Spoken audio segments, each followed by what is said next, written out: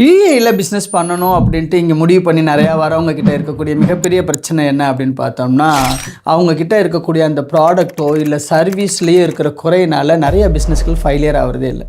இங்கே முக்கியமாக ஒரு பிஸ்னஸ் ஃபெயிலியர் ஆகிறதுக்குன்னா மிகப்பெரிய ரீசன்ஸு கடந்த 26 வருஷமாக இந்த பிஸ்னஸ் ஃபார்மேஷன் துறையில் நம்ம சிறப்பாக இயங்கிக்கிட்டு இருந்தாலும் 6000க்கு மேற்பட்ட பிஸ்னஸ்களை நிறுவி ஒவ்வொரு நாளும் குறைந்தபட்சம் ஒரு 5 பிஸ்னஸ் ஓனர்ஸ் கூடயாவது நம்ம அவங்களுடைய ஃபெயிலியரையும் சக்ஸஸையும் பற்றி பேசிக்கிட்டே இருக்கும்போது நான் தெரிஞ்சுக்கிட்ட ஒரு முக்கியமான 2 விஷயங்களை இங்கே பகிர்ந்துக்கணும்னு ஆசைப்படுறேன்.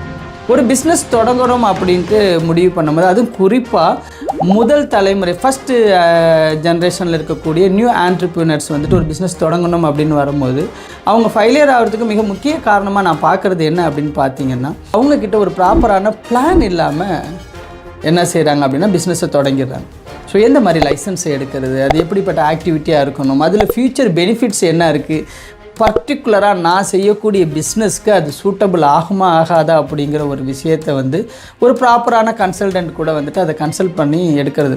இதெல்லாம் ஒரு வேளை சரியாக அமைஞ்சாலும் கூட பிஸ்னஸ் ஆண்டர்ப்ரனர்ஸ் இன்னொரு விஷயத்துலையும் தோக்குறாங்க. இது 2வது முக்கியமான விஷயம். நான் என் பிஸ்னஸை தொடங்கணும்னு நீங்கள் முடிவு பண்ணிட்டீங்க அப்படின்னா உங்கள் பிஸ்னஸோட உங்களுடைய டெக்னிக்கல் நாலேஜை தாண்டி உங்களுக்கு என்னெல்லாம் அந்த பிஸ்னஸ்க்குள்ளே வரும் அப்படிங்கிற விஷயத்தை நீங்கள் முழுமையாக கற்றுக்க முயற்சி பண்ணுங்கள். ஒரு அக்கௌண்ட்ஸ் எப்படி மெயின்டைன் பண்ணணும், ஒரு ஹெச்ஆர் எப்படி மெயின்டைன் பண்ணணும், ஒரு எம்ப்ளாயி எப்படி செலக்ட் பண்ணி எடுக்கணும், ஒரு கம்பெனியில் கஸ்டமருடைய அந்த கமிட்மெண்ட்டை நம்ம எப்படி ஃபில்ஃபில் பண்ணணும், மார்க்கெட்டில் நம்மளுடைய மார்க்கெட்டிங் ஸ்ட்ராட்டஜி எப்படி நம்ம ஃபாலோ பண்ணணும், இந்த மாதிரியான விஷயங்களை லேர்னிங் ப்ராசஸ் வழியாக கற்றுக்கங்க. இந்த 2யும் 2 கண்ணு மாதிரி நீங்கள் முதல்ல பிளான் பண்ணி கொஞ்சம் பிஸ்னஸ்க்குள்ளே இறங்கிட்டீங்க அப்படின்னா அதுக்கப்புறம் மற்ற விஷயங்கள் எல்லாம் தானாகவே உங்களுக்கு தெரியும்.